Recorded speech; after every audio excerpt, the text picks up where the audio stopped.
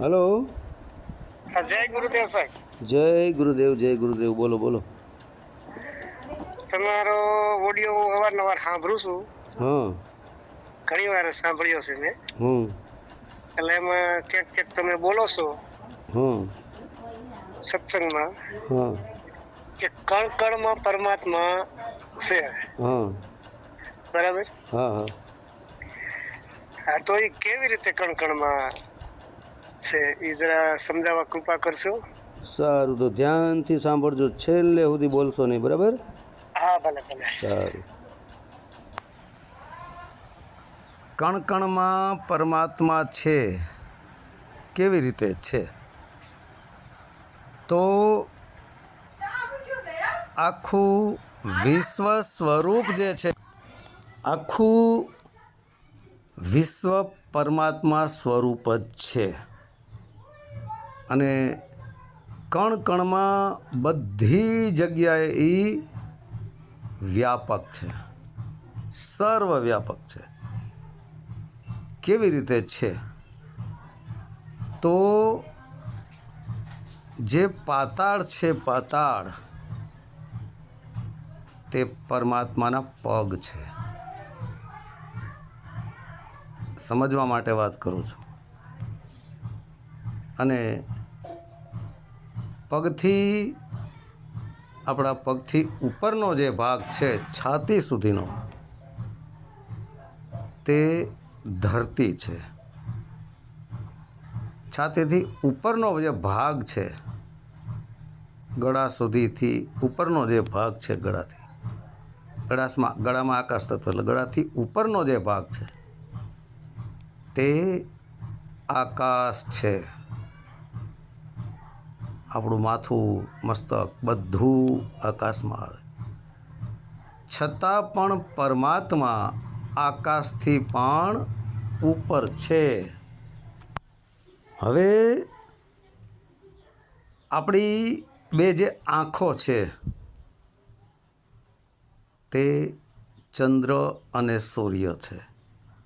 જેમ આસમાનમાં ચંદ્ર અને સૂર્ય છે, એમ આપણું મસ્તક મંડળ આસમાનનો ભાગ છે. એમાં બે આંખો છે, એ ચંદ્ર અને સૂર્ય છે. પછી જે પવન ચાલી રહ્યો છે, પવન તે પરમાત્માનો શ્વાસોશ્વાસની ક્રિયા છે. એ શ્વાસોશ્વાસની ક્રિયા જ છે, બરાબર? અને જેટલી નદીઓ છે ધરતી ઉપર, એ બધી નસ નાળીઓ છે, જેમાં આપણું બ્લડ હલનચલન કરી રહ્યું છે, વહન કરી રહ્યું છે, ચાલી રહ્યું છે.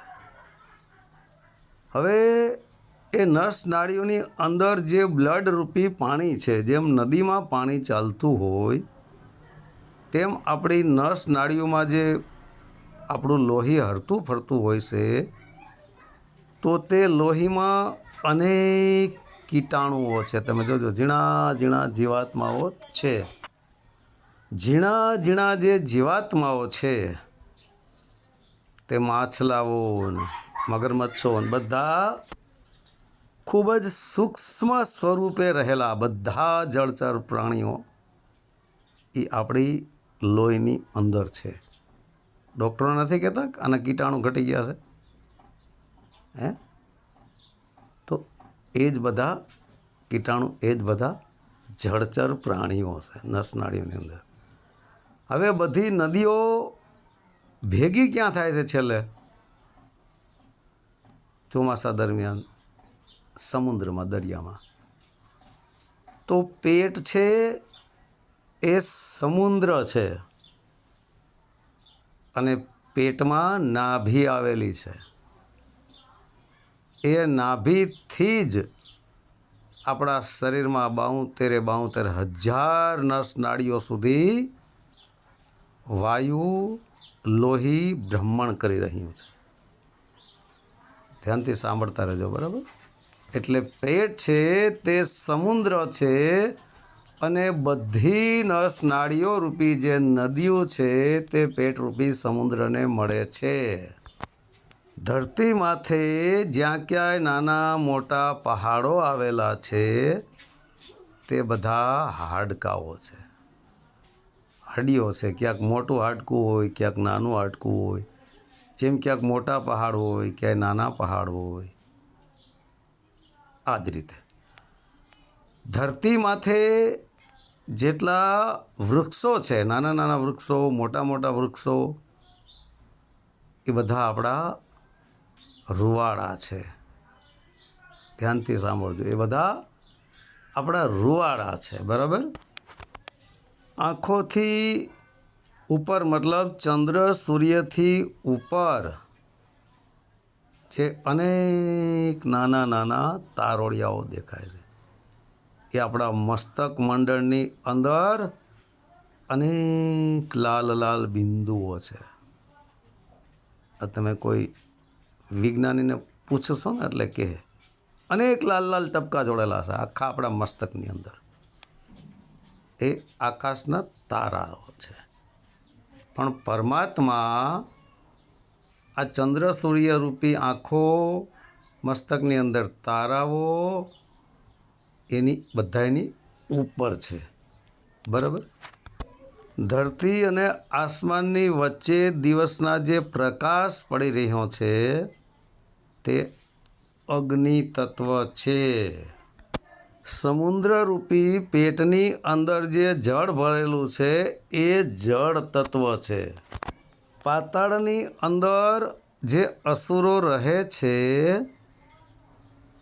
તે અસુરોનું કામ શું છે? મારવાનું છે. હે? તો પગ નીચે મેં કીધું ને કે કમરથી નીચેનો ભાગ પાતાળ કહેવાય. પગ નીચે અનેક જીવાત્માઓ મરી જતા હોય છે, મરતા હોય છે ને. તો એ પાતાળ તત્વ અસુરલોકનો દેશ છે, અસુરનો દેશ છે.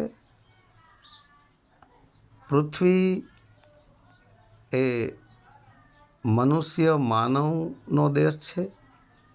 આસમાન એ દેવતાઓનો દેશ છે. તો દેવ, દાનવ અને માનવ આ ત્રણથી ઉપર આત્મ પરમાત્મ શબ્દ છે.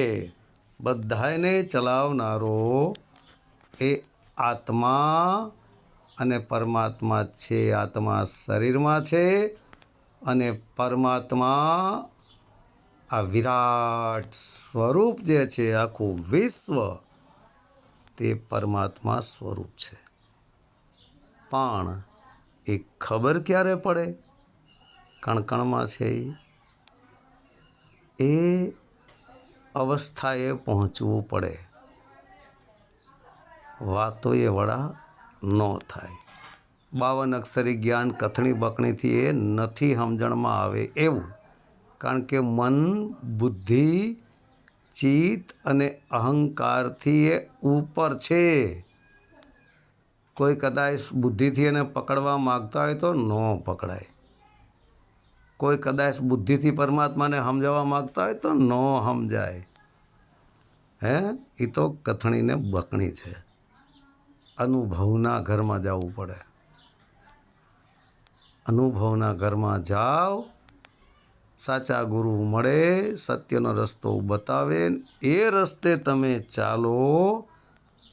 આત્માને જાણ્યા પછી જ તમે પરમાત્માને જાણી શકો છો. કારણ કે જેને આ આખી દુનિયા, આખું વિશ્વ જેને માયા દેખાતું હોય, એટલે સમજી લેજો એની માયાવી દૃષ્ટિ છે. એ માયામાં છે. તો જે માયામાં હોય છે એને કણકણમાં ભગવાન દેખાતા નથી અને ઉલટાનો એનો વિરોધ કરે છે. તો માયાવી લોકો જ વિરોધ કરે. જે પરમાત્માને જાણી જાય એની પાસે પછી વિરોધ નથી રહેતો. જેની પાસે વિરોધ છે, વાદ વિવાદ છે, ઈર્ષા નિંદા છે, ખેદ ખોદણી છે, તારી છે, મારી છે, હું છે, મેં છે, એટલે સમજી લેજો એને પરમાત્મ અવસ્થાને પ્રાપ્ત નથી કરી. કારણ કે આત્મ અવસ્થામાં આવી ગયા પછી તમને પરમાત્મ અવસ્થાની ખબર પડી જાય. પછી જે માયાવી દૃષ્ટિ હતી તે માયાવી દૃષ્ટિ હટી જાય અને આત્મ દૃષ્ટિ પ્રગટ થાય ને આત્મ દૃષ્ટિ દ્વારા સર્વસ્વ પરમાત્મા જ પરમાત્મા, બીજું કાંઈ છે જ નહીં. એટલે એ આત્મમાંથી પરમાત્મ સ્વરૂપ થઈ ગયો. પરંતુ આત્મ અવસ્થામાં આવ્યા પછી પરમાત્મ અવસ્થામાં તમે જઈ શકો છો. હું ઘણી વાર કહું છું ને કે મનને વાણી ત્યાં નથી પહોંચે એમ. આખી જિંદગી તમે કથણી કથશો, બકણી બકશો, ત્યાં સુધી નથી જણાય એવું. કારણ કે કથણી બકણીમાં નથી, એ રહેણીમાં છે. રહેણીના ઘરમાં આવવું પડે. આપણા સંતો નથી કહેતા કે કહેણી તો સબ કોઈ કહે, કહેણી મિશ્રી ખાણ રેણી તાતા લોક, કહેણી તો સબ કોઈ કહે પર રહેણી પારે વિરલા કોક. કહેણી મિશ્રી ખાણ, મિશ્રી એટલે હાકર, 52 અક્ષરી શબ્દની જાળમાં મીઠી મીઠી વાણી બોલી અને ફસાવી દે. એટલે ઓલા ફસાઈ જાય ભોળા કે હા આમાં તો મળી જાય અમને, પણ એ કહેણી મિશ્રી ખાણ છે, મીઠી મીઠી લાગે. રહેણી તાતા લોક, રહેણી જે છે ને તાતા મતલબ તેનો જે લોક છે ને ત્યાં જઈ શકો. રહેણીમાં રહ્યો તો. રહેણી એટલે શું? સર્વપ્રથમ તો સત્ય એ જ ધર્મ, લેસ માત્ર પણ અસત્ય બોલાય નહીં. ભક્તિ કરવી હોય એને એકવાર પણ અસત્ય બોલ્યો એટલે સમજી લેજો એની પાસે ભક્તિ છે જ નહીં. સાચા ભક્તનું, સાચા સંતનું, સાચા ગુરુનું, સાચા શિષ્યનું પહેલું લક્ષણ જ સત્ય બોલવું થાય છે. હવે દિવસમાં હજારો વાર તો અસત્ય બોલતો હોય, એ સત્યને પ્રાપ્ત ન કરી શકે. સત્ય એ જ ધર્મ. હું ઘણી વાર બોલું છું, સત્યના રસ્તે ચાલવું, સત્ય બોલવું, તમામ પ્રકારની બુરાઈઓ આપણી અંદરથી કાઢી નાખવી પડે છે મિત્રો. પરમાત્મા શું કોઈ રીંગણા બટેટા છે કે મળી જાય, હાથમાં આવી જાય? આ હું એટલા બધા સસ્તા પરમાત્મા થઈ ગયા છે કે કોઈ પણ તમને ઓળખાવી દે, કોઈ પણ ન ઓળખાવી શકે. એ બધા બોલ બચન છે. પરમાત્માને ઓળખવા માટે તમારે તમારું જીવન સત્યના માર્ગે ચલાવવું પડે છે. પૂર્ણ સત્ય, લેસ માત્ર ખોટું એની અંદર ન આવવું પડે. સત્ય બોલવું, સત્યના રસ્તે ચાલવું, સત્યના આચરણમાં રહેવું, કોઈને દુઃખ આપવું નહીં, કોઈને ઈર્ષા નિંદા ટીકા ટિપ્પણી કરવી નહીં, વાદ વિવાદ કરવી નહીં. કોઈને દુઃખ લાગે એવું પણ બોલવું નહીં, કોઈ જીવાત્માને પણ દુઃખ આપવું નહીં. કીડીથી માંડી કુંજર સુધી કોઈને દુઃખ ન અપાય. દરેકની અંદર આત્મા છે અને દરેકની અંદર આત્મા છે, પરમાત્માનો અંશ. આવું જેને દેખાઈ જાય, આવું જેને ખબર પડી જાય, તે જ સાચો સંત છે, સમજી લેજો. બાકી જે વાદ વિવાદમાં છે ત્યાં ભક્તિ નથી, અને ભક્તિ છે ત્યાં વાદ વિવાદ નથી. સવાદાસ બાપુ કહે જ છે, નામ જડિયાનું પારખું મટી ગયું વાદ વિવાદ. નામ જડિયાનું પારખું શું છે એનું? કે મટી ગયો વાદ વિવાદ. તો જેને નામની પ્રાપ્તિ થઈ જાય છે, આત્મ પરમાત્મ શબ્દની પ્રાપ્તિ થઈ જાય છે, ત્યાં વાદ વિવાદ મટી ગયો. આ સવાદાસ બાપુ કહે છે, હું નથી કહેતો. સવાદાસ બાપુ એક મહાન સંત હતા. એ ખોટું ગયા? તો જ્યાં વાદ વિવાદ છે ત્યાં આત્મ પરમાત્મ શબ્દ જ્ઞાન નથી, અને જ્યાં શબ્દ જ્ઞાન છે, આત્મ પરમાત્મ શબ્દ જ્ઞાન છે, ત્યાં વાદ વિવાદ નથી. મિત્રો આ નોટ કરજો. સાચા સાધુ કોને કહેવાય એ પણ હું કેટલી વાર કહી ચૂક્યો છું. એના લક્ષણો કેવા હોય શું છે. પણ અત્યારે શું છે કે 50 વાણીઓ આવડી જાય એટલે ગુરુ થઈને બેહવા માંડે. હે આડે ધડ પછી ગયા અડધી વાણી વાંથી અડધી વાણી વાંથી અડધી વાણી ઓલીને. એમ ન ચાલે. હે એમ ન ચાલે. પહેલાં પૂર્ણ સત્યના રસ્તે હાલવું પડે. સત્યને જાણી સમજી એ અવસ્થામાં આવી જાઓ પછી તમે બીજાને સમજાવી શકો. બાકી ખુદને જ ખબર ન હોય એ શું સમજાવી શકે. જેને ખુદને તરતા નથી આવડતું હે એ તમને તારી શકે? બુડાડી દે. જેની ખુદની પાસે ખીચામાં કાંઈ નથી ભક્તિની કમાણી તો એ તમને શું આપી શકે. જે ખુદ સુરદાસ છે મતલબ ચક્ષુ પ્રજ્ઞા મતલબ જ્ઞાનથી સુરદાસ છે, જ્ઞાન નથી એની પાસે, તો એ તમને શું ભાઈ રસ્તો દેખાડી શકે. હે તો આ જ વાત છે ભાઈ. ભૂમિયા હશે તો ભોમ બતાવશે. એ જો ભૂમિયા હોય ને તો પરમાત્માની ભોમ બતાવે, પરમાત્માના ઘરનો રસ્તો બતાવે. બાકી હવે એ ખુદ જ ભૂમિયો ન હોય એને જ ખબર ન હોય તમને શું રસ્તો બતાવે. એટલા માટે મિત્રો હું કહું છું કે અત્યારે દુનિયામાં સાચા સંતો મળવા, સાચા ગુરુ મળવા અતિ દુર્લભ છે. સાચા સંતો બહાર આવતા નથી અને બહાર આવે છે તે સાચા સંતો નથી. એટલા માટે કહું છું મારા જૂનાગઢના નાગાજી મહાત્માઓ હે શિવરાત્રિના દિવસે એક જ દિવસે નીકળે. બસ તમને એના દર્શન થાય. હે તો મિત્રો કહેવાનો મુદ્દો એ થાય છે મારો કે સાચા સંત પોતાની માન બળાય વાહવા અહંકારી હું મેં નથી કરતા. એ નિરહંકારી હોય, દરેકને હાથ જોડે, દરેકને નમન કરે, દરેકને પગે લાગે. લેસ માત્ર એની અંદર મિત્રો અહંકાર નથી હોતો. આંબાના ઝાડની મેં એકવાર વાત કરી હતી ને કે આંબાના ઝાડમાં ફળ લાગે ને એટલે આંબો ઝૂકી જાય. એવી રીતે જેની અંદર મુક્તિ મોક્ષના ફળ લાગી જાય, જ્ઞાનના ફળ લાગી જાય, એ સંત ઝૂકી જાય. મિત્રો તો આ પરમાત્મા સર્વવ્યાપક છે, કણકણમાં છે. કેવી રીતે છે એ બધું કમ્પ્લેટ તમને સમજાવ્યું. બરાબર? તમને સમજાઈ ગયું? બરાબર? હા હા હા ભાઈ.